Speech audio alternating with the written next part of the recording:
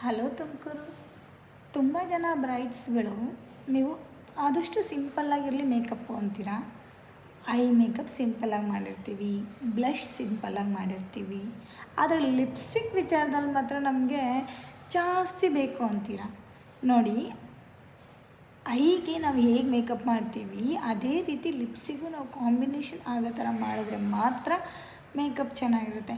ಅದು ಬಿಟ್ಟು I makeup ತುಂಬ ಸಿಂಪಲ್ಲಾಗಿ ಮಾಡಿ ನೀವು ಲಿಪ್ಸ್ಟಿಕ್ ಮಾತ್ರ ಜಾಸ್ತಿ ಹಾಕಿದ್ರಿ ಅಂದರೆ ಫೋಟೋಸಿಗಾಗಲಿ ಬಂದಿರತಕ್ಕಂಥ ನಿಮ್ಮ ನೆಂಟರಿಷ್ಟರು ಮತ್ತು ನೋಡೋ ಅಂಥವ್ರಿಗೆಲ್ಲ ನಿಮ್ಮದು ಲಿಪ್ಸ್ ಬಿಟ್ಟರೆ ಇನ್ನೇನೂ ಕಾಣೋದಿಲ್ಲ. ಐ ಮೇಕಪ್ ಆಗ್ಬೋದು, ಐಸ್ ಆಗ್ಬೋದು, ನಿಮ್ಮ ಮೂಗು, ನಿಮ್ಮ ಮುಖ ಅದೇನು ಕಾಣಲ್ಲ. ಫಸ್ಟ್ ಬಂದ ತಕ್ಷಣ ನಿಮ್ಮ ತುಟಿಗಳು ಅಷ್ಟೇ ಕಾಣುತ್ತೆ. ಫೋಟೋಸಲ್ಲೂ ಅಷ್ಟೇ.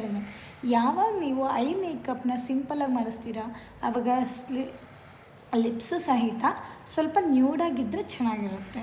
Thank you.